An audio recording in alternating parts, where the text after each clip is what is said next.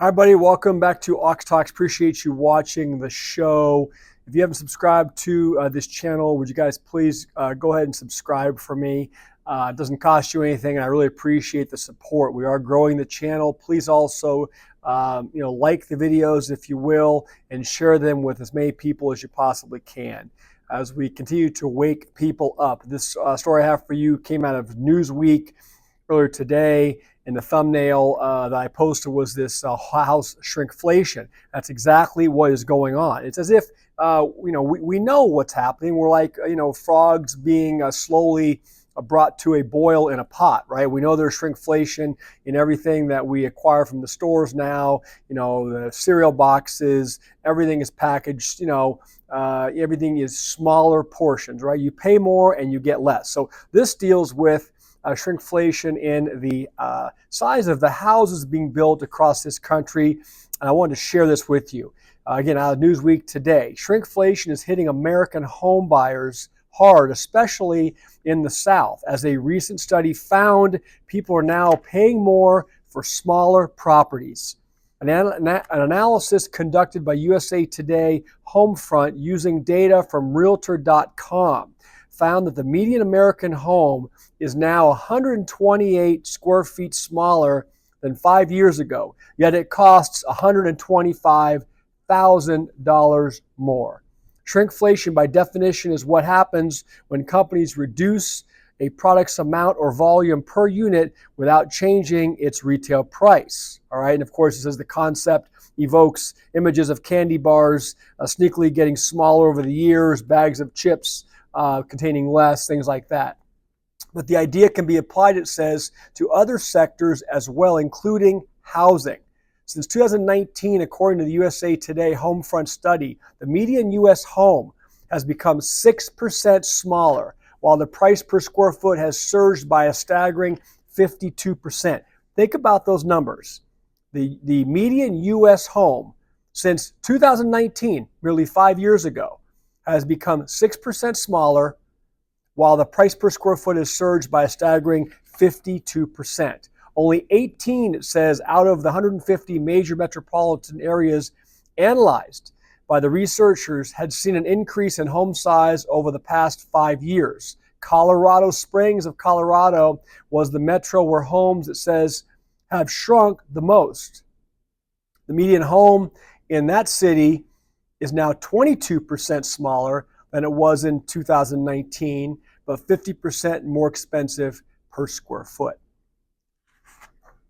Says the shrinking size of homes in the U.S. market, despite rising prices, is driven by a combination of economic factors, particularly inflation, increased construction costs, and the ongoing affordability crisis. Dana Drake, researcher with USA Today Homefront, told Newsweek.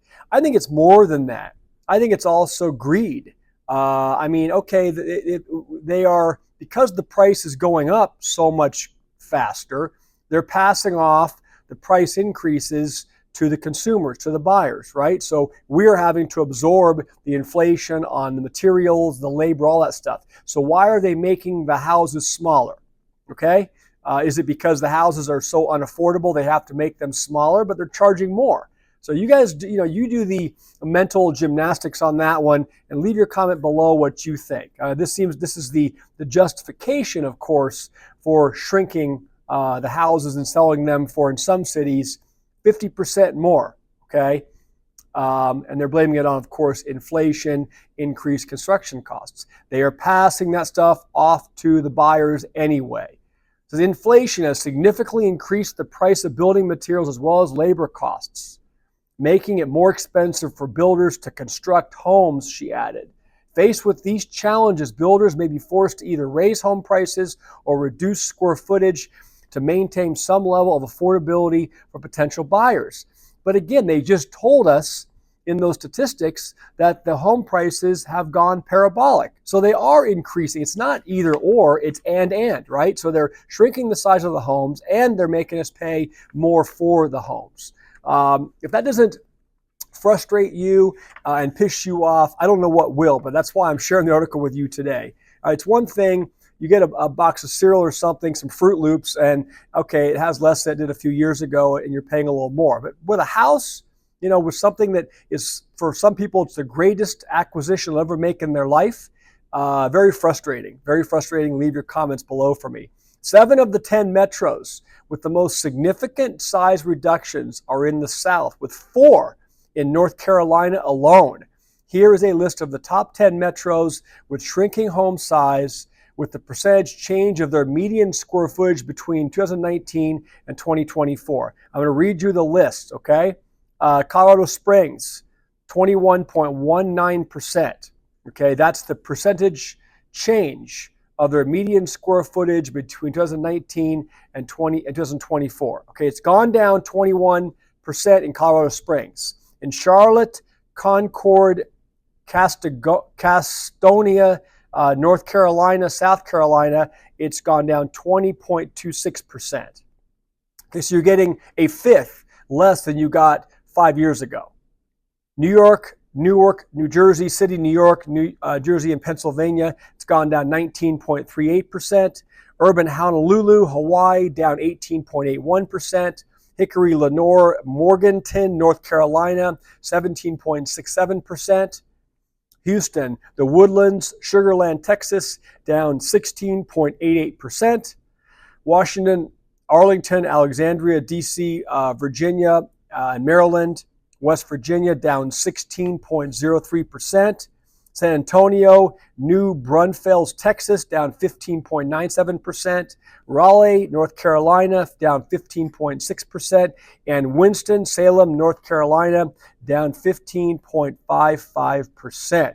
This is according to this Drake person. The concentration of smaller homes in the South is primarily a result of rapid population growth in states like Texas and North Carolina.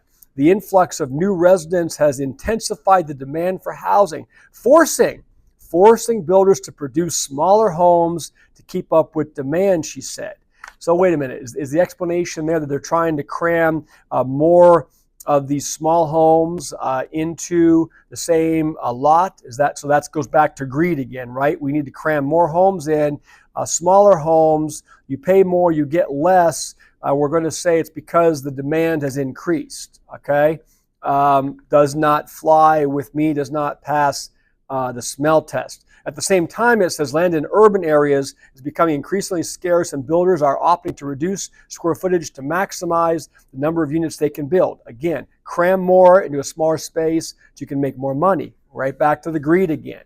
The increase in home prices across the United States, coupled with a lack of inventory, has caused the affordability crisis, which has thrown many aspiring homeowners in the country on the sideline of the housing market, it says. While in theory, smaller homes could reduce construction costs and make homeownership more accessible, the reality, it says, of the current market complicates this, according to Drake. Even as homes shrink in square footage, he says the cost savings have not been enough to offset rising prices driven by high demand and expensive materials.